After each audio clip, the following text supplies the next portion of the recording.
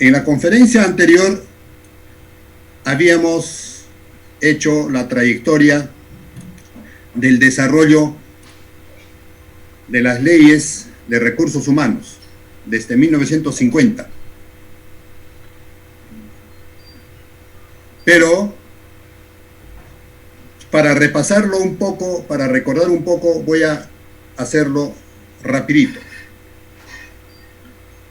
En 1950 nace la ley 11.377, que por primera vez se instaura los derechos del servidor público, pero por supuesto con niveles y grados y subgrados.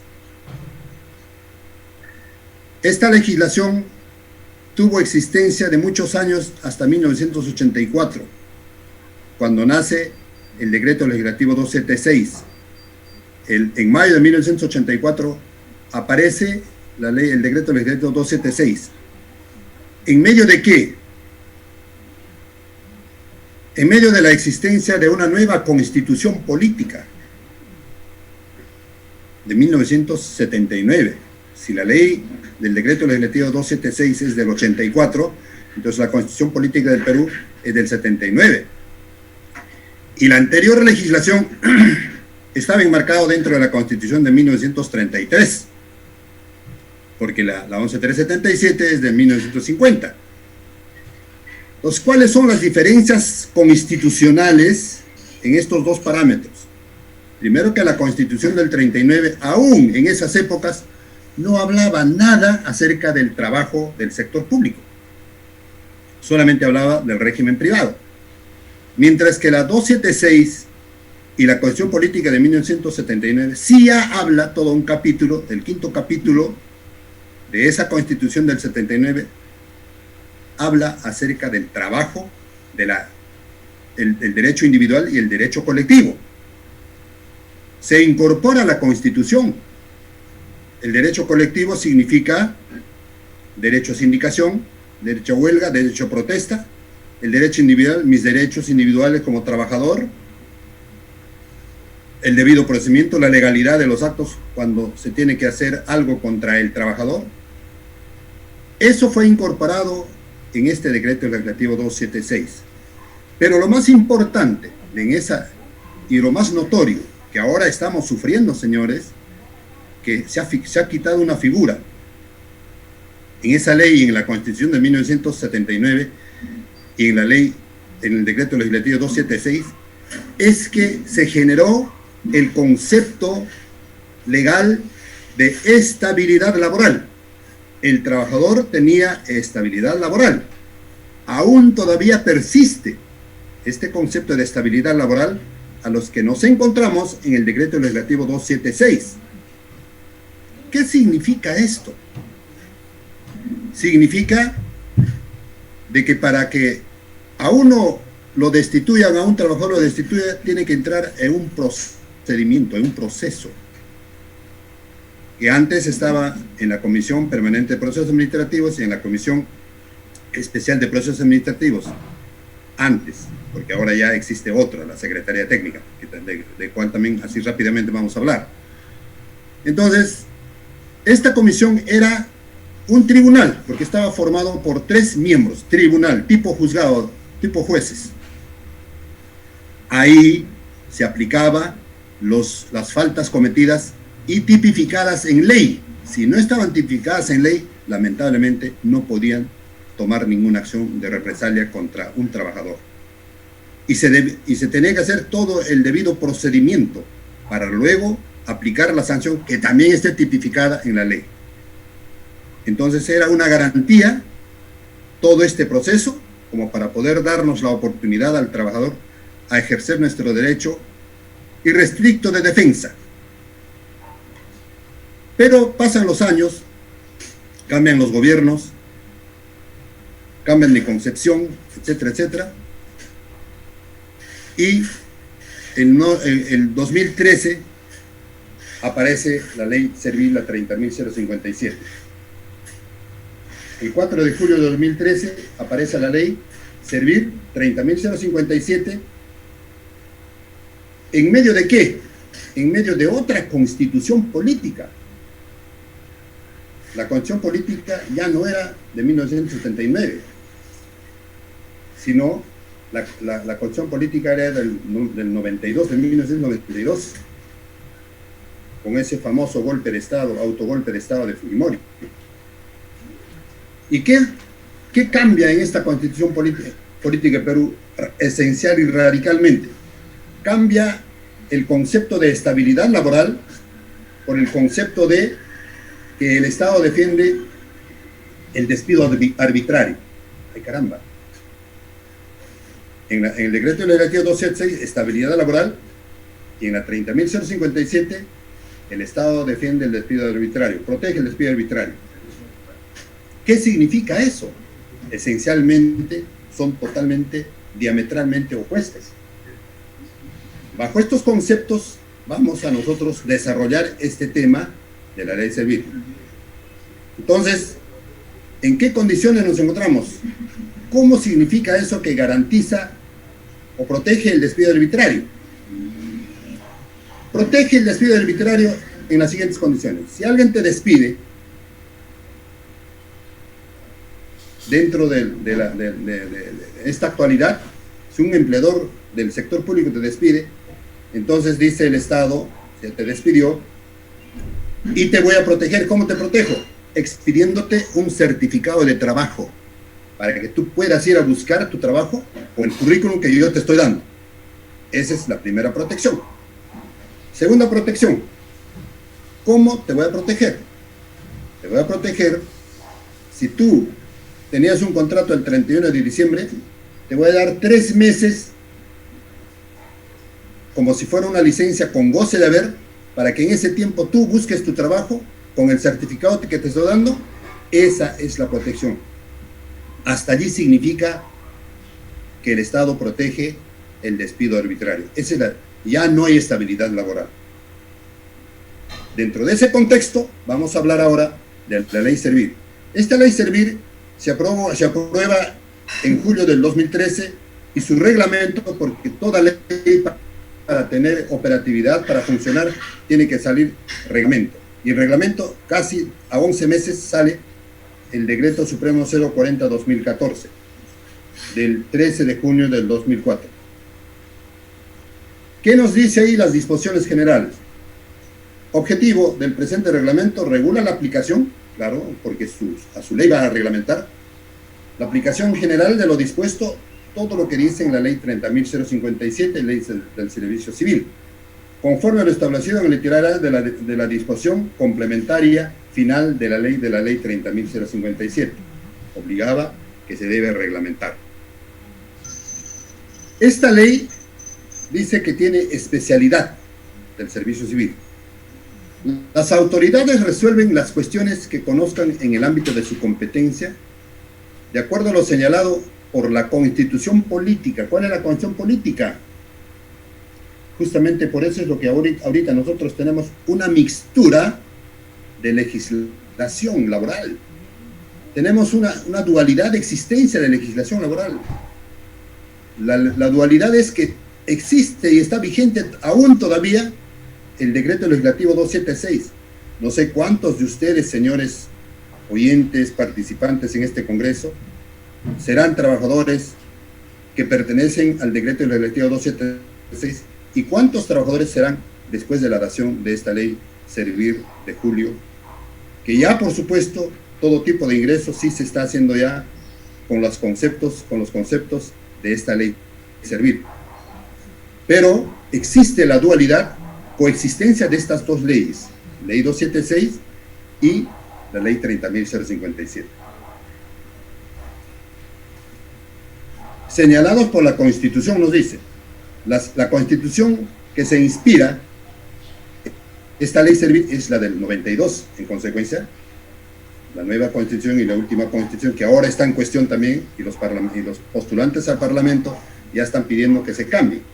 Así entraron los anteriores también, pero han terminado. Inclusive Ollanta juramentó por la Constitución Política de 1979, pero más no por la Constitución Política del 2000, del 92. Entonces, No se pueden aplicar principios, normas o reglas específicos de otros regímenes como el decreto legislativo 276. No podemos aplicar, por supuesto, porque ya estamos en otra constitución. Del decreto legislativo 728, que es del régimen privado, y del decreto legislativo 1057, que es en estos momentos el personal de CAS, más llamados como CAS, de los contratos administrativos.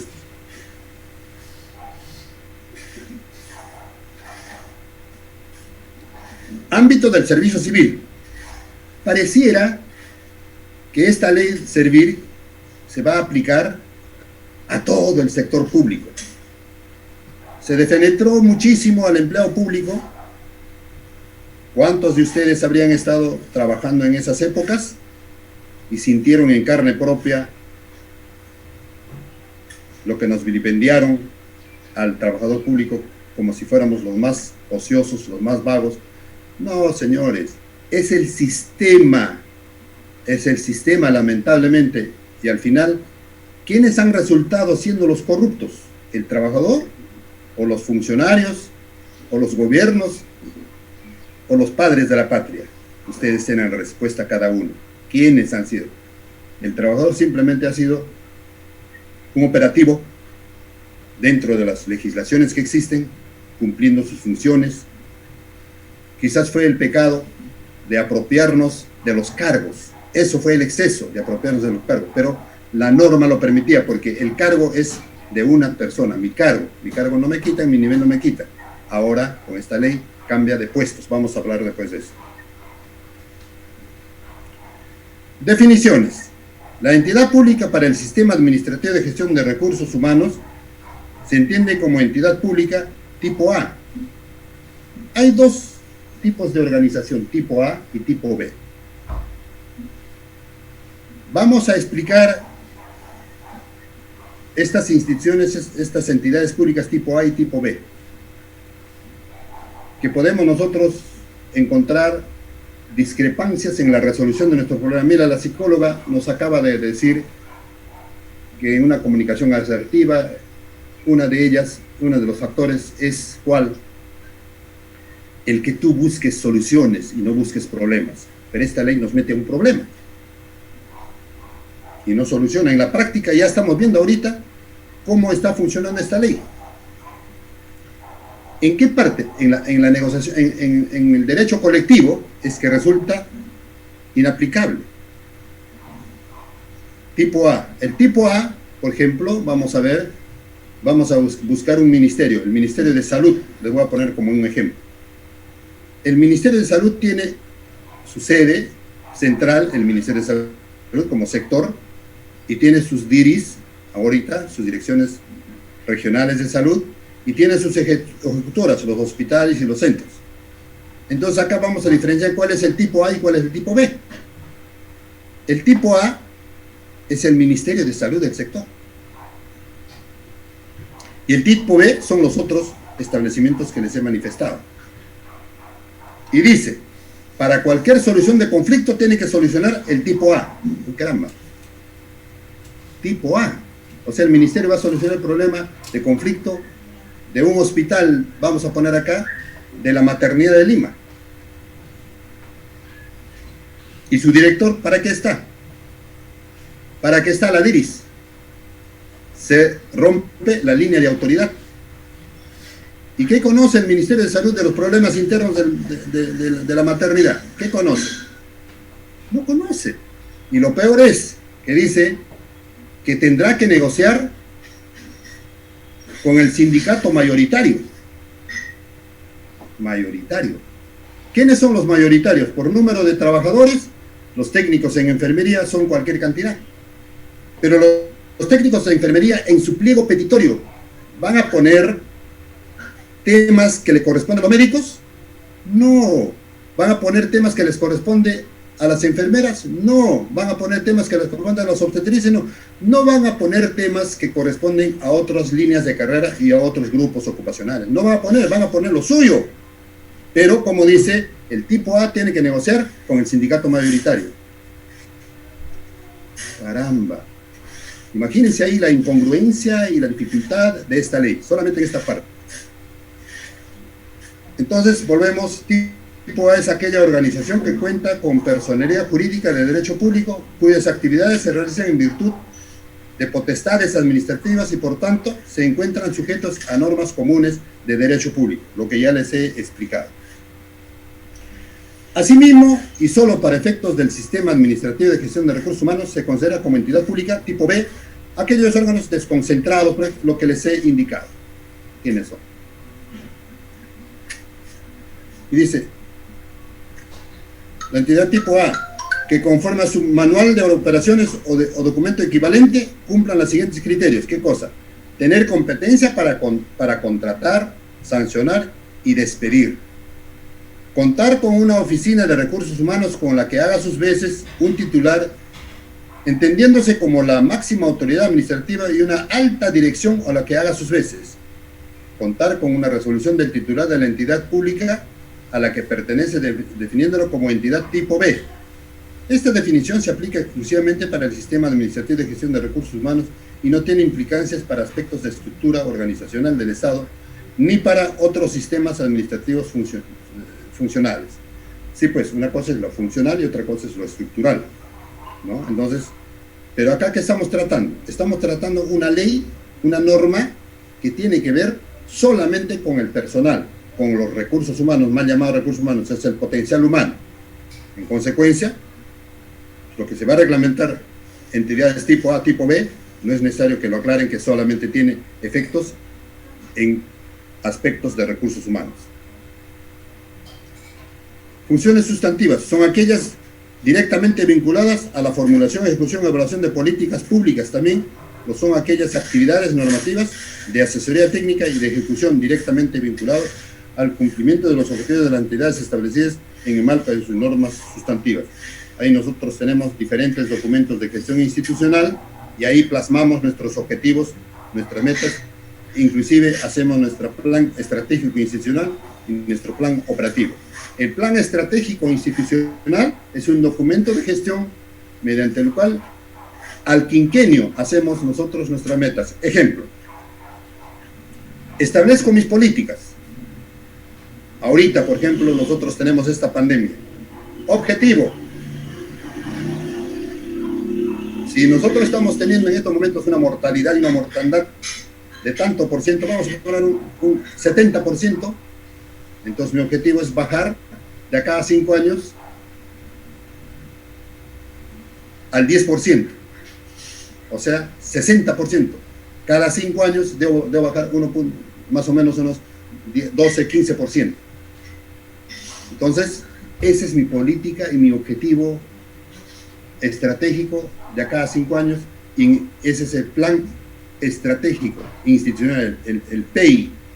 ¿Y a través de qué cumplo? A través del POI, del plan operativo. Entonces, anualmente hago mi plan operativo. Para este objetivo 1, objetivamente este año tengo que bajar el 10% o 15%, y luego evalúo. ¿He logrado o no he logrado? Ese es el logro de metas. Inclusive hay un emolumento que se está pagando por el logro de metas, que en convenio con el Ministerio de Economía y Finanzas, si yo logro las metas, se les da un emolumento.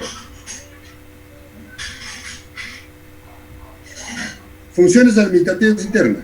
Son funciones administrativas internas aquellas que permiten el funcionamiento de la entidad y son el soporte del ejercicio de funciones sustantivas.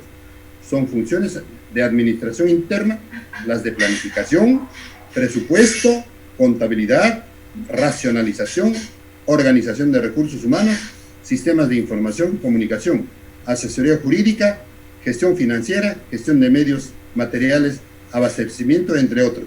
Esta lista no es taxativa y depende de la naturaleza de cada institución, puede ser.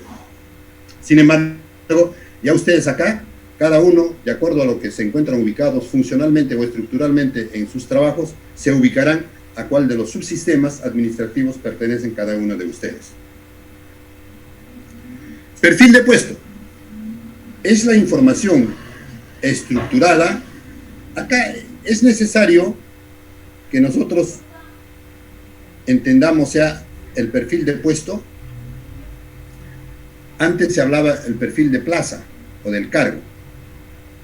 La diferencia en estos momentos con esta ley es el puesto de trabajo. Entonces, imaginémonos nosotros la estructura orgánica de nuestra institución. Nosotros tenemos órgano de dirección, la cabeza, y mano derecha órganos de asesoría, la mano izquierda órganos de administración, y mis pies los órganos de línea. En consecuencia, yo tengo una cantidad de puestos, antes cargos, en los órganos de línea y en cada estructura orgánica. Ahora, eso ya no se llama cargos, sino se llaman puestos, porque cada puesto ahora tiene su costo. En esta pandemia, por ejemplo, se nos ha aparecido el CAS COVID, los contratos administrativos de servicio por razones de COVID, por razón de COVID. Entonces, todos aquellos que trabajan en los puestos de atención de COVID están ganando más. A pesar de ser un médico, ejemplo, el mismo médico especialista, neumólogo, infectólogo, ¿no? Tienen especialidad en manejo de equipos, de instrumentos médicos, qué sé yo, porque ahora lo que están ganando bastante son aquellos que manejan los instrumentos médicos, que tienen especialidad. Los equipos, no los instrumentos, sino los equipos médicos, el respirador, el revividor, etcétera, etcétera. Entonces, ellos, por ejemplo, los médicos, están en estos momentos con un sueldo mayor porque están en ese puesto que los de carrera. Los de carrera, por ejemplo, el nivel de inicio están con 4.800 y el médico que está con especialidad en este caso COVID están con 9.000, porque ese es el puesto debido a que es altamente contaminante, altamente peligroso contra su salud y la vida, no solamente de él, sino la de su familia.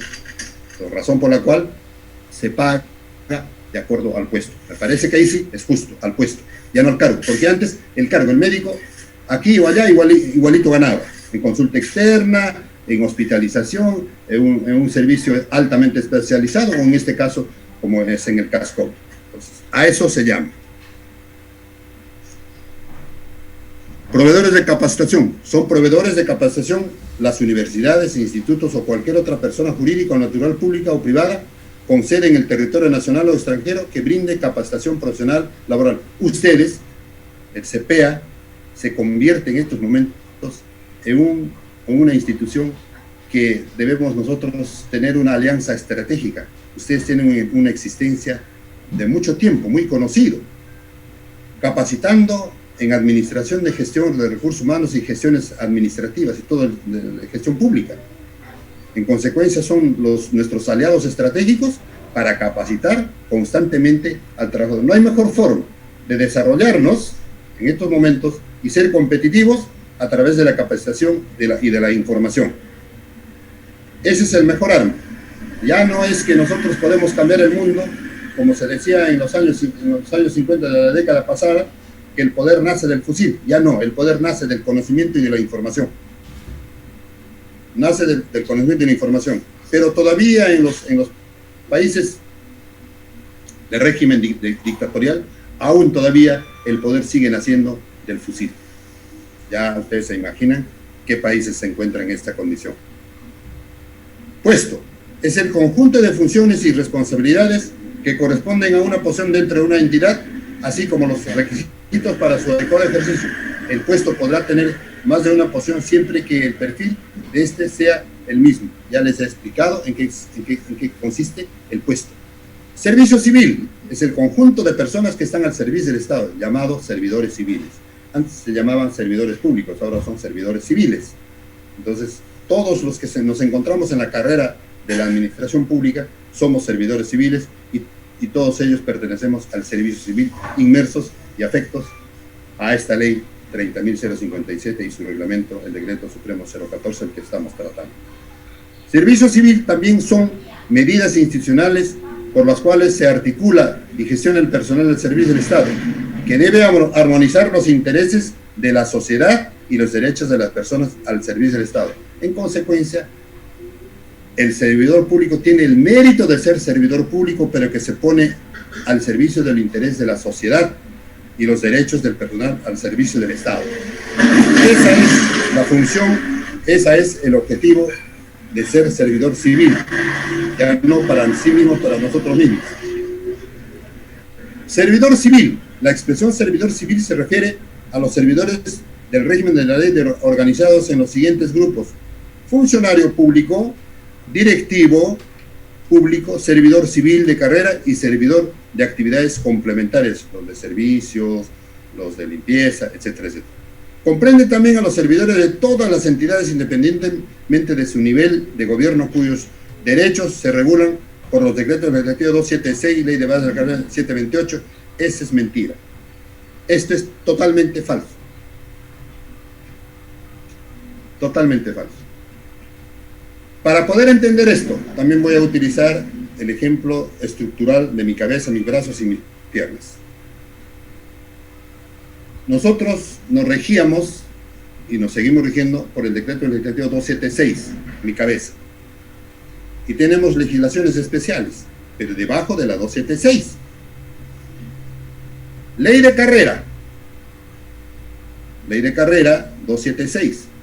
Ley de carrera 30.057, servicio civil. Pero se respetan sus legislaciones especiales. Sus legislaciones especiales, ¿cuáles son? Ejemplo, la legislación médica, la carrera médica. Pero esa no es una ley de carrera, porque ellos en su ley no tienen todos los elementos y los procesos de una carrera del servicio público. ¿Cuáles son esos elementos de una carrera de servicio público?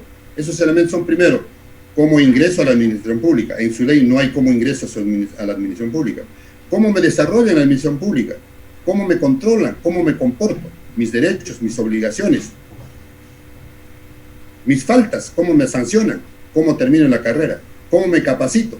Todo eso es lo que constituye los conceptos y las instituciones dentro de la carrera de la administración pública.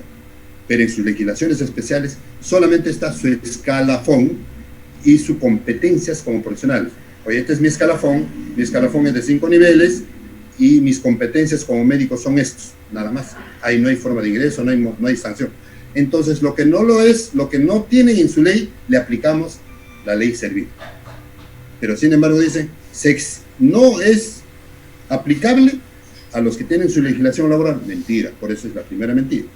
Segundo, da la impresión de que se aplica a todos los de la 276, 728 y 1057. Mentira. En el Poder Judicial, tenemos nosotros los jueces, en el Poder Judicial, en SUNAT, tenemos mucha gente como CAS, como la 728, y ellos no están inmersos dentro de esta ley. Por eso es mentira, es falsa. Esta ley, señores oyentes, señores participantes de este Congreso, solamente es aplicado para la parte administrativa del personal administrativo, excepto a aquellos que he hecho mención: SUNAT, Parlamento, el Poder Judicial, que se ha eximido últimamente de la aplicación de esta ley, y así sucesivamente muchas otras instituciones. Miren, y esta ley no se está aplicando hasta el momento porque no se ha hecho el tránsito a la ley servil. Si se hubiese hecho el tránsito, quizás ya estaría funcionando. ¿Por qué? Porque tiene un costo, es un costo fuerte, tiene un costo fuerte. Si bien es cierto, mejora los aspectos remunerativos. Ese era pues el caramelito para podernos pasar a esta ley. Pero ya pues, pasemos. Ya pasaron el plazo de los 6 años que dio esta ley para poder migrar a la ley servil, y lamentablemente estamos ahorita desde 2014 a 2020, a 2021, son 9 años que ya prácticamente esta ley no está entrando en funcionamiento total.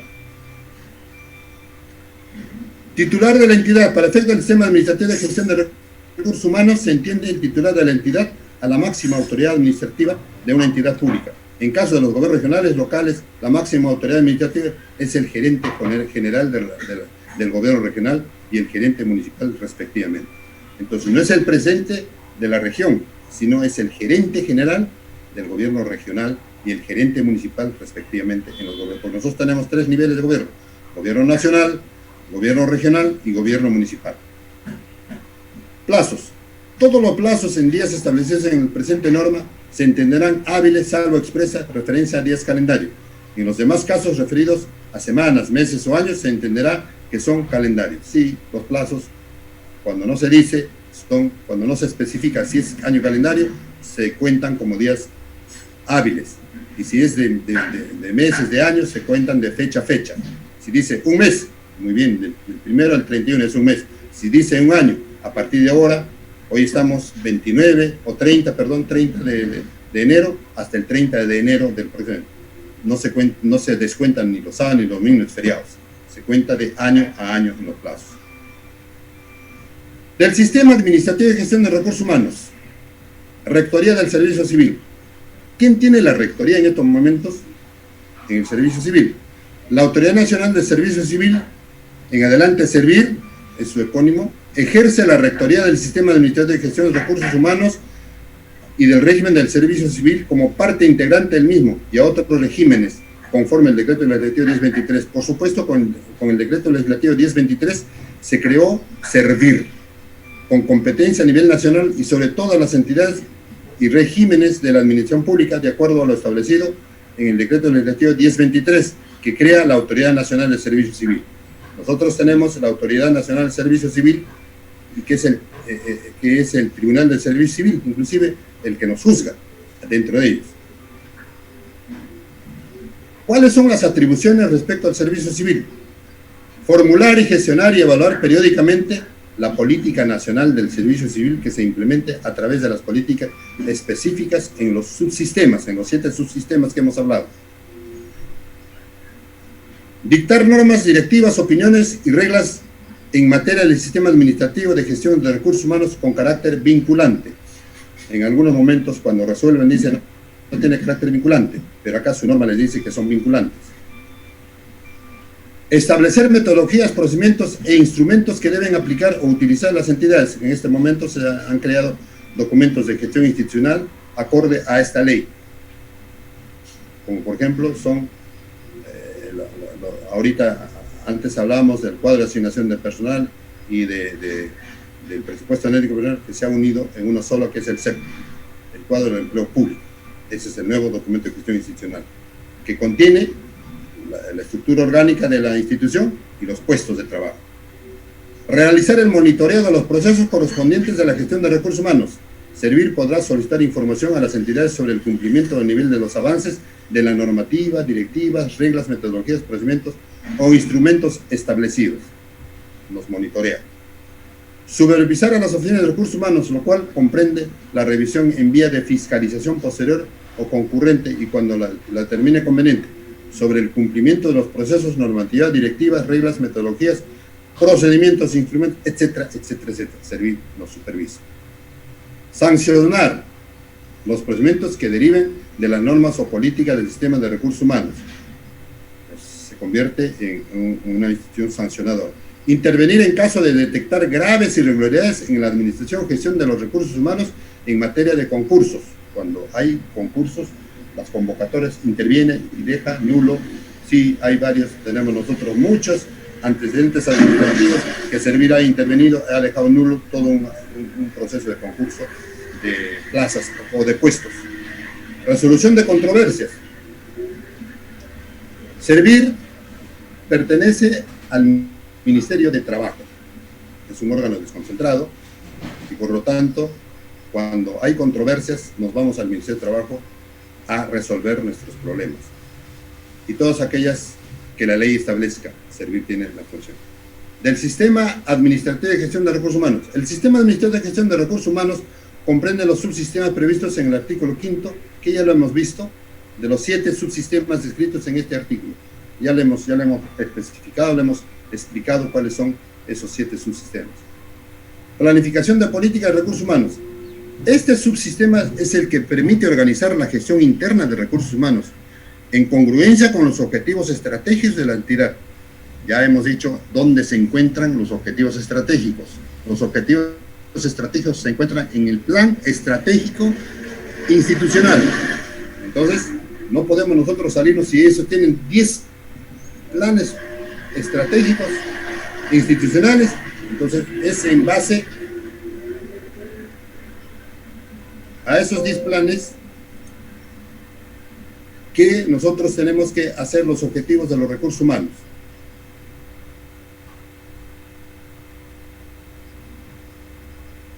En temas relacionados con los recursos humanos, los procesos que se consideran dentro de este subsistema son estrategia, política y procedimientos, planificación de recursos humanos, organización del trabajo y su distribución.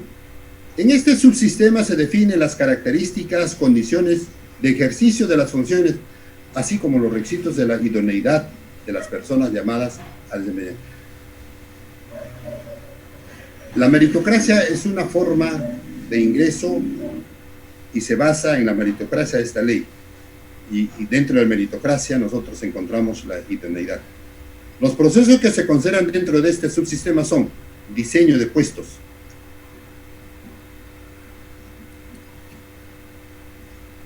administración de puestos, tenemos que hacer los diseños de puestos, cada uno con sus objetivos, administración de puestos, gestión de empleo, se incorpora el conjunto de políticas y características personales destinadas a gestionar los flujos de servidores en el sistema de administración de gestión de recursos humanos, desde la incorporación hasta su desvinculación, desde esos momentos, desde el inicio hasta el final. Este subsistema contiene procesos que han sido clasificados en dos grupos: gestión de incorporación, a través de qué procesos nosotros nos incorporamos, a través de selección, a través de vinculación, a través de inducción y periodo de prueba. El periodo de prueba es de 3 meses, por si acaso, para cualquier trabajador que entra a la administración pública, ya sea como funcionario, ya sea como de carrera, que sea, es de 3 meses, periodo de prueba. La selección tiene muchas otras subetapas, selección. Subetapas, como por ejemplo la convocatoria, la presentación de documentos de solicitud,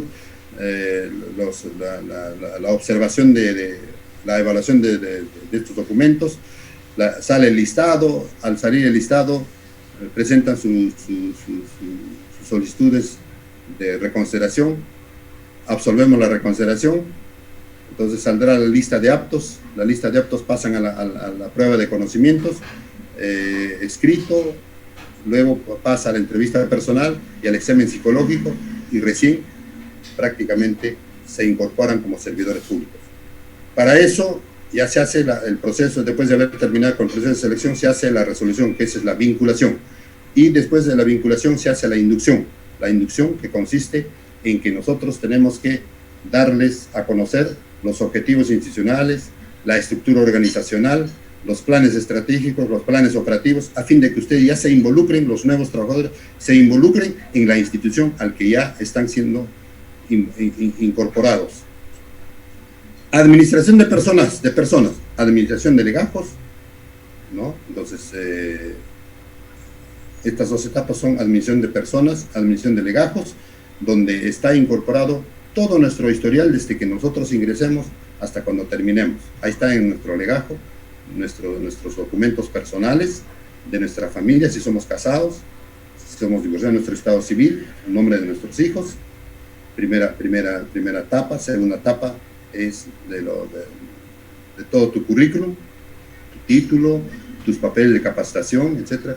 Y así sucesivamente hay diferentes subtapas de legajo hasta que existe la destitución, las sanciones. Están ahí el control de asistencia, no el legajo, sino ya es la otra parte de la administración del personal, control de asistencia. Esto ha sido un poco discutido. Si nosotros en estos momentos actuales, por ejemplo, ya no hay control de asistencia para los que se encuentran haciendo trabajo remoto, no hay control de asistencia, no están marcando entrada ni salida. Entonces, quizás esta situación nos va a cambiar de mentalidad, y este control de asistencia tendremos que nosotros revisarlo, rediseñarlo.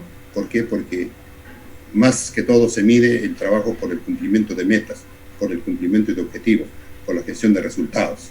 Si yo tengo que hacer 20 oficios y no estoy viendo en equipo el trabajo por los objetivos institucionales, y solamente me rijo por el horario, voy, marco mi tarjeta y me siento hasta la hora de salida, entonces ahí no hay resultados, ahí no hay cumplimiento de metas, ahí no hay cumplimiento de objetivos, ¿no?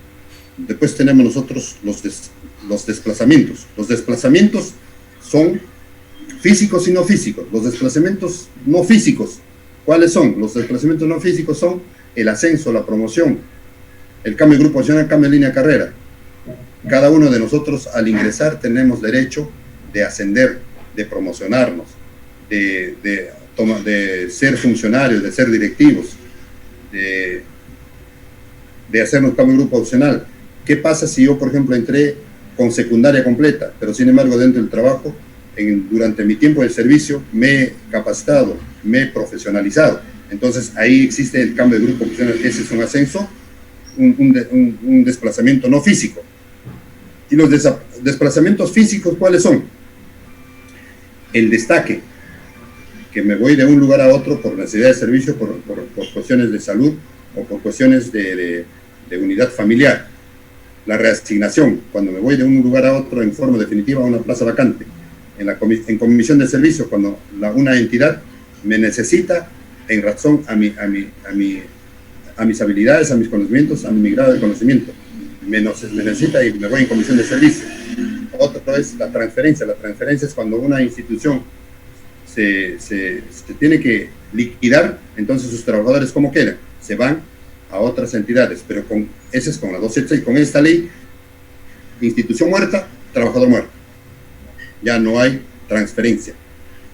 Pero sin embargo, todavía aún los que nos encontramos en la 276 estamos protegidos por esta situación, que si hay, como ha pasado en salud ha pasado que antes existía la DISA Lima Ciudad, pasó luego a IGES, Instituto de Gestión de Salud, luego ha pasado esa misma estructura, ha pasado a ser en estos momentos DIRIS.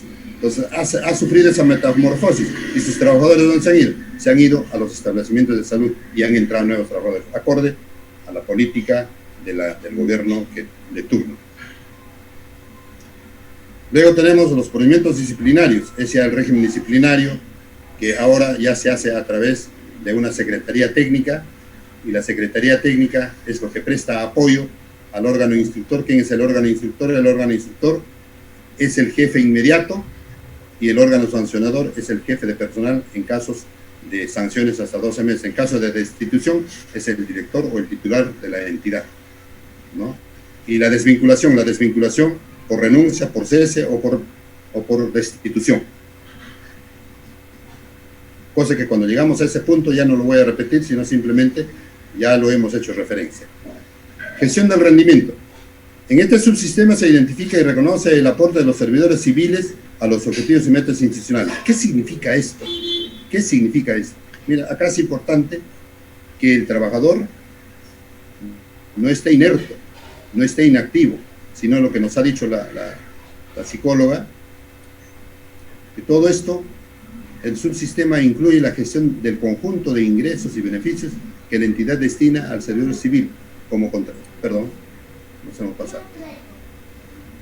En este subsistema se identifica y reconoce el aporte de los servidores civiles a los objetivos y metas institucionales. Caramba. Entonces, el trabajador es proactivo ahí, es proactivo, se ha identificado con la institución. No es que no le interesa a la institución, no es que no le interesen los objetivos y las metas que cumplir. Entonces, ¿cuál es su aporte? Para tener éxito en la gestión, un servidor público, en la casa, en cualquier lugar, se identifica dos valores que desarrolla. Uno de los valores es la colaboración. Si tú colaboras en tu institución, si tú colaboras en tu trabajo, si tú colaboras en tu casa, si tú colaboras en tu barrio, si colaboras en tu casa, el trabajo va a ser más compartido, mucho más suave, porque estás colaborando. Si son 3 miembros o 4 miembros en la casa, papá, mamá y 2 hijos o 3 hijos, ¿cómo es que nosotros debemos desarrollar? Mucho me gusta este ejemplo, por ejemplo, inclusive con proyección. Si yo tengo 3 hijos y soy machista y la mamá llega del trabajo y se pone a lavar las cosas, a cocinar, a planchar, qué sé yo. Y como machista yo me pongo al sillón y a mirar mi televisión juntamente con mis hijos y la mamá matándose. Pero la mamá se queja, dice necesito ayuda, y ninguno de los hijos colaboran. Y uno de los hijos se le dice, oye, ¿vas o te rompo? ¿Le ayudas o te rompo? Y le agarro la correa, y va y lo cumple y lo hace, pero está rajando. Este viejo desgraciado, por aquí, por ahí, pero cumple. Hay efecto de cumplimiento, pero ¿cómo? A la fuerza. El otro hijo, vas y te pago, te doy. Ah, ya, papá, gracias. ¿Y cómo es? ¿Cuánto hay? Muy bien, lo cumple. Y el otro hijo va consciente. Va, lo hace consciente porque quiere. Entonces, ¿qué tipo de sociedad nosotros estamos creando en esos momentos? El primer hijo, que lo ha hecho porque quiere que se cumplan las cosas a golpes, por amenaza. Cuando sea funcionario ese, ya imagínense que va a ser pues, una autoridad vertical, autoritario, un funcionario autoritario, un trabajador así. El segundo tipo de hijo, Dios nos libre, y ojalá no hayan así en los parlamentarios, en nuestros gobernantes y nuestras autoridades. Va a ser un coimero, pues, porque todo lo hace a coima, ¿cómo es cuánto hay? ¿Para qué hacer un coimero? Lo que nosotros queremos es el modelo del tercer hijo, que lo haga por conciencia, porque se siente el consciente de que todos debemos colaborar, la colaboración. Y el otro es la inventiva. En el trabajo al que colabora, lógico, va a estar en todos sitios porque está pensando en la construcción del edificio, no va a estar pensando en el clavo de una columna, no, sino va a estar pensando en la construcción de todo el edificio. Mientras que el otro aspecto, el inventivo, va a estar creando nuevos métodos de trabajo, inclusive ordenando los archivos, ordenando el proceso del trabajo, ordenando los escritorios, moviendo. Inventivo, va creando nuevas formas de trabajo. Entonces, si cumplen la colaboración y la invención, ese es el nuevo líder, ese es el nuevo gerente, ese es el nuevo líder en su barrio, ese es el nuevo líder, ese es el nuevo presidente. Entonces, hay que valernos de esos dos valores. Se identifica y reconoce los aportes de los servidores civiles a los objetivos y metas institucionales. Asimismo, por medio de este subsistema se evidencia las necesidades de los servidores civiles para mejorar el desempeño de sus puestos y como consecuencia de ello, de la entidad. El proceso de este subsistema es la evaluación de desempeño. Se ha creado una evaluación de desempeño, ¿no? Que hasta ahora aún todavía no lo tenemos en las entidades, esta evaluación de desempeño. Tenemos con las legislaciones anteriores las evaluaciones de desempeño que están basadas pues, en 15 ítems, 16 ítems, algunos, ¿no? 8 de los cuales se aplican para los funcionarios, 8 de los cuales se aplican para los profesionales, 8 de los cuales se aplican para los técnicos y 8 de los cuales se aplican para los auxiliares.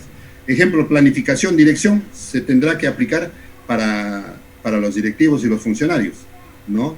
Colaboración, hay transversales, hay algunos aspectos transversales que se aplican para todos. Por ejemplo, colaboración, comunicación, es para todos, para el funcionario, para todos, y así sucesivamente.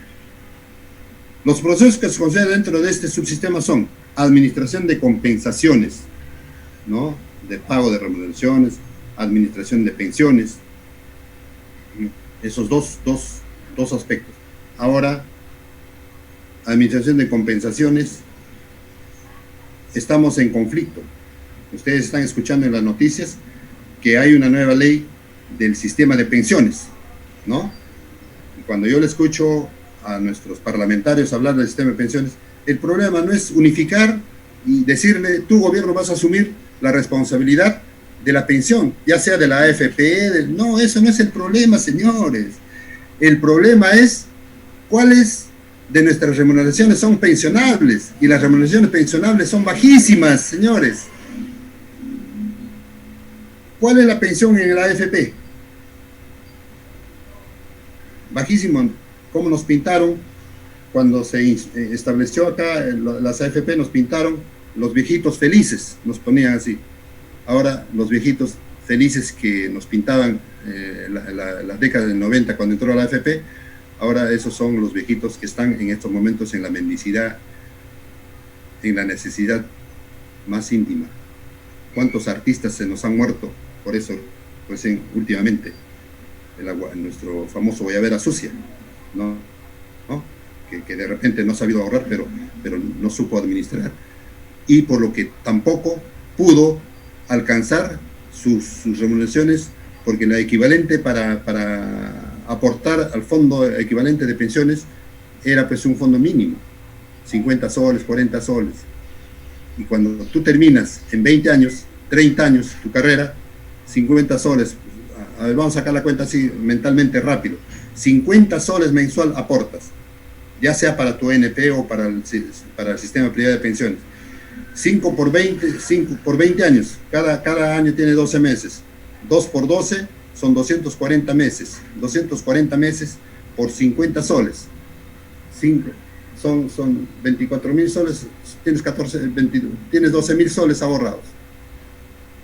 Tu pensión, esperanza de vida, 10 años, esos 12.000 soles entre 120 meses, no tienen ni 150 soles de pensión, así de práctico, señor. Entonces, por eso digo, ese no es el problema de unificar las pensiones, sino es elevar el monto asegurable para la pensión. Si yo digo, oye, tu pensión, tu remuneración pensionable es de 2.000, los 2.000 que estás ganando, ¿no? Y de los 2.000 te descuento el 13% para tu AFP, significa 260 soles. A 50 soles que yo estaba aportando, entonces aporta 360 soles. Son 5 veces más que voy a aportar, 5 veces más que mi pensión que estaba saliendo 150, 5 veces, por lo menos saldrá 700, 800 soles. ¿Se dan cuenta? Pero el problema no es unificar el sistema pensional, el problema es elevar el cálculo para la pensión de nuestras remuneraciones.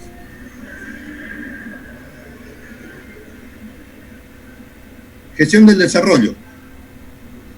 No vamos a tocarlo esto, por favor. Vamos a pasar cómo nos incorporamos. De la incorporación al servicio civil. La incorporación se realiza a través de un proceso de selección, el mismo que tiene las siguientes acuerdos. Concurso público de méritos, ¿no? Entonces, va a ser, toda la vida ha sido por concurso público. Ha cambiado acá de méritos, ¿no? Méritos, ahora es un estado meritocrático, el empleado tiene que tener sus méritos para poder ingresar a la administración pública, ¿no? Como dice el chiste, ¿no? Hay un chiste donde dice, oye, para ser trabajador del servicio civil me han pedido un montón de documentos, pero para ser congresistas no me ha pedido nada de documento, ¿no? Entonces, imagínate, inclusive entran con antecedentes penales, en cambio en la administración pública no podemos entrar, pues, por supuesto, está prohibido entrar con antecedentes penales. Entonces, contratación directa y cumplimiento de requisitos de leyes especiales. Este último supuesto es aplicable para los casos previstos en la clasificación de funciones públicas establecidos en el artículo 52 de la ley 30.057. Aprobada cualquiera de las modalidades, ya sea de méritos por contratación directa y cumplimiento de requisitos, ¿no?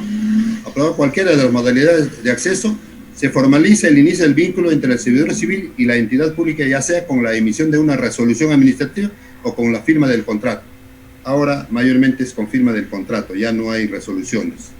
De la conformación del vínculo. Estos temas ya lo hemos tratado al momento que les he explicado todo el proceso de selección. Incorporación al servicio civil se requiere estar en ejercicio pleno de los derechos civiles. Ahora, ¿cuándo no estoy en pleno ejercicio de mis derechos civiles? Cuando tengo una sanción administrativa o cuando estoy con antecedentes penales. Para efectos del servicio civil corresponde haber cumplido la mayoría de edad al momento de presentarse al concurso o la contratación directa. Otro caso. Cumplir con los requisitos mínimos exigidos para el puesto. No tener condena por delito doloso con sentencia firme. No estar inhabilitado administrativo o judicialmente. Tener nacionalidad peruana. Los demás requisitos previstos, ya que cada entidad lo pone de acuerdo a su realidad institucional. El gobierno municipal, gobierno regional, gobierno nacional. Condiciones para la incorporación al servicio civil. Todas las incorporaciones deberán tener como condición aprobación del perfil de puestos. El manual de perfil de puestos es el nuevo documento que con esta ley se ha creado, el manual de puestos. El otro era el manual, el otro es el MAPRO, el otro era el manual de clasificador de cargos, disculpen. Ahora es el manual de puestos, manual de puestos. Y el CPE, que ha reemplazado al cuadro de asignación de personal y al presupuesto analítico, al CAP y al PAP. Ahora es cuadro de puestos del empleo. En caso de funcionario público, solo se requiere que el puesto previsto se encuentre regulado por la norma especial. Para el caso de incremento extraordinario y temporal de actividades, no se requiere la aprobación previa del Consejo Directivo del Servicio. Finalización del proceso de selección. El proceso de selección tiene por objeto seleccionar a las personas idóneas para el puesto sobre la base del mérito, la transparencia y la igualdad de oportunidades. Estos principios deben respetarse durante todas las etapas del proceso de mención. Eso ustedes lo observan, lo ven, si es que se están cumpliendo la meritocracia, si se está cumpliendo la transparencia, si se está cumpliendo la igualdad de oportunidades. Porque muchas veces se convoca concursos, pero ya se sabe de quiénes son los puestos. Entonces, pero sin embargo, líricamente, acá textualmente por ley está dicho que hay que respetar la meritocracia, hay que actuar con transparencia, hay que tener la igualdad de oportunidades para todos. Estos principios deben respetarse durante todas las etapas del proceso. ¿Cuáles son las etapas del proceso de selección? El proceso de selección desde la convocatoria hasta el resultado final. Tipos de proceso de selección: concurso público de méritos, concurso público de mérito transversal. Méritos de este proceso de selección puede ser de dos tipos, dice. El concurso público de méritos transversal es el proceso por el que se accede a un puesto de carrera distinto a la propia entidad, a una entidad diferente, o al que solo pueden postular los servidores civiles. Yo estoy en la carrera, ya soy trabajador de carrera, ya estoy dentro de carrera, entonces puedo presentarme a concurso de mayor nivel. Es cierto, ese es el concurso público transversal. Concurso público de méritos abiertos es el proceso por el que accede a un puesto propio del grupo de directivos públicos de servidores civiles de la carrera en los casos previstos en la ley de servidores de actividades. Hay concursos pues abiertos, se hace la convocatoria y abierto ahí, entonces entra el de la calle. Puede ser para ser directivo, ¿no? Y puede ser para un puesto de carrera. Postular cualquier persona siempre que cumpla con el perfil del puesto requerido. Cumplimiento de requisitos y leyes especiales y contratación directa. Es aquella modalidad en donde no se requiere un concurso público de mérito para la contratación de acuerdo a lo previsto en la ley. Del inicio del concurso público.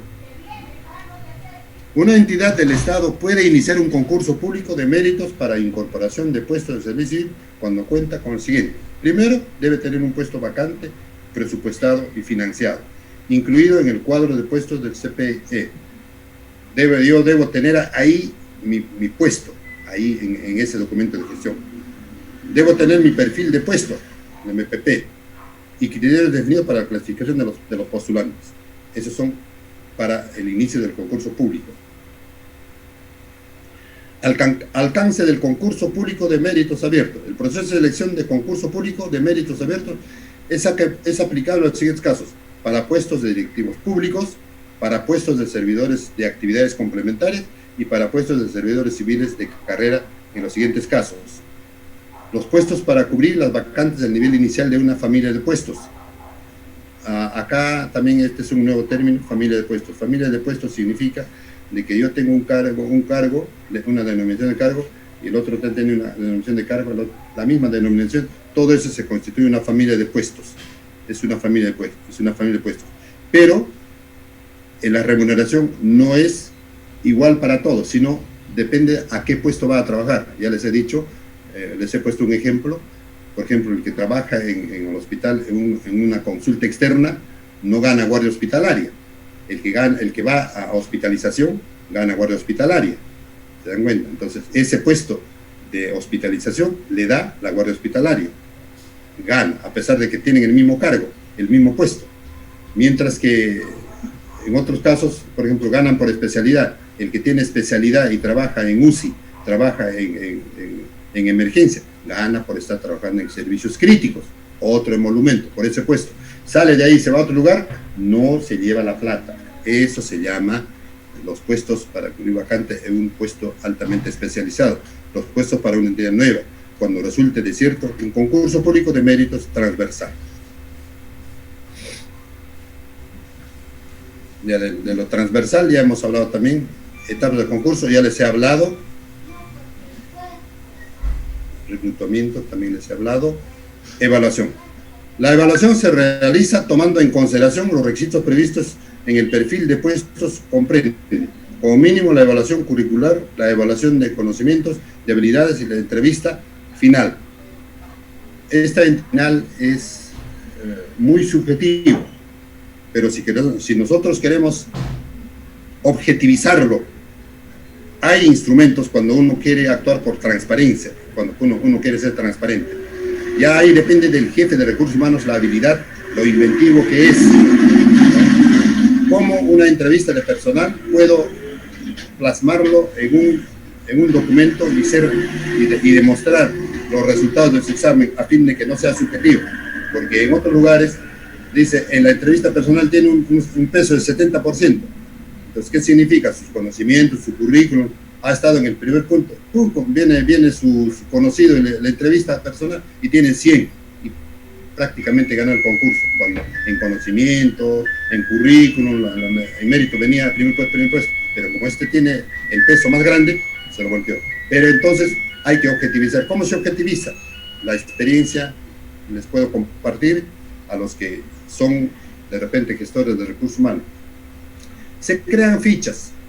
Si son 3 jurados, los 3 jurados me van a dar su puntaje de su entrevista personal, ¿no? Y luego lo sorteamos. Y eso el jefe de personal o el director de recursos humanos lo debe guardar hasta que se termine los reclamos y se termine el final del proceso. Entonces, cuando hay reclamos, hubo un ejemplo.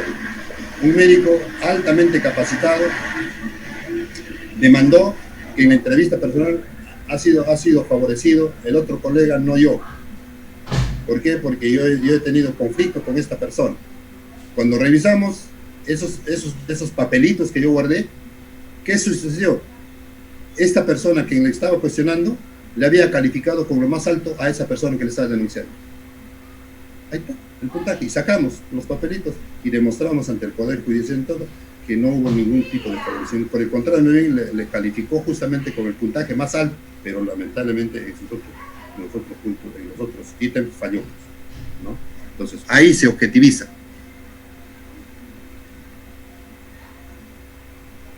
Los tipos de evaluación se agregan mediante directiva de servir, pudiendo aplicarse otros distintos con su autorización, siempre que los mismos garanticen la transparencia y la objetividad de la selección, ¿no? La transparencia y la objetividad tenemos que ver nosotros, cuidar muchísimo a fin de darle el criterio de que tiene oportunidad igual que cualquier otro, no favoritismo. Las medidas de acción afirmativa que corresponde a aplicar el cumplimiento de las normas especiales y específicas se aplicarán una vez terminada la calificación de los postulantes en concurso público de méritos y en ningún caso podrán ser utilizados para superar la calificación mínima requerida para el puesto en materia de concurso. La elección. Ya el tiempo se nos ha acabado. Las responsabilidades durante el concurso público de méritos. Es que es bastante amplio, por eso las generalidades, lo que contiene esta parte del proceso de la ley, vamos a por lo menos hacerlo el enunciado de los títulos y de los artículos. Comunicaciones durante el concurso público de méritos. Impugnación del concurso. Tienen derecho de impugnar los concursos. Supuestos de contradicción directa. Tienen que contradecirse a través de los recursos impugnativos. Plazo para vincularse.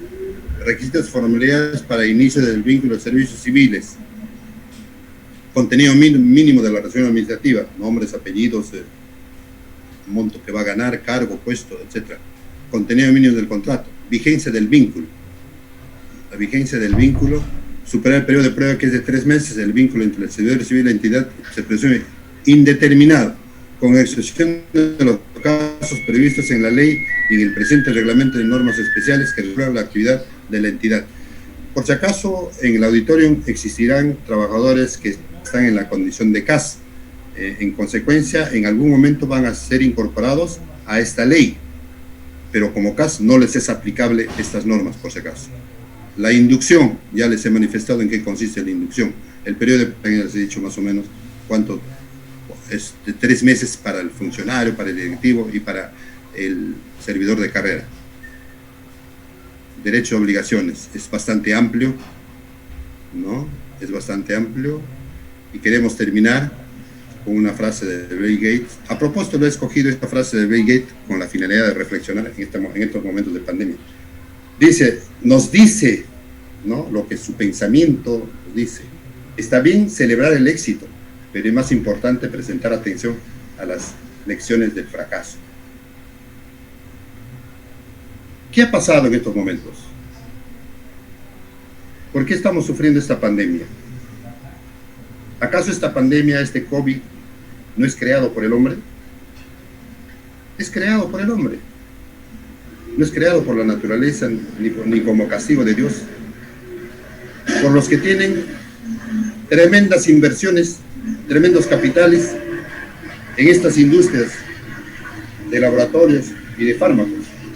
Es uno de ellos, justamente con el presidente que acaba, y eso se publicó apenas empezó esta pandemia.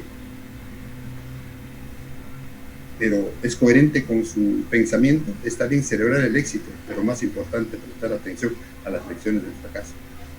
Sin embargo, lo he presentado a propósito este pensamiento, posiblemente que mis últimas palabras van a ser polémicas, pero lo digo en base a las lecturas que hemos tenido al inicio de la pandemia y ahora cómo es que se ha mercantilizado la salud, se han mercantilizado los remedios.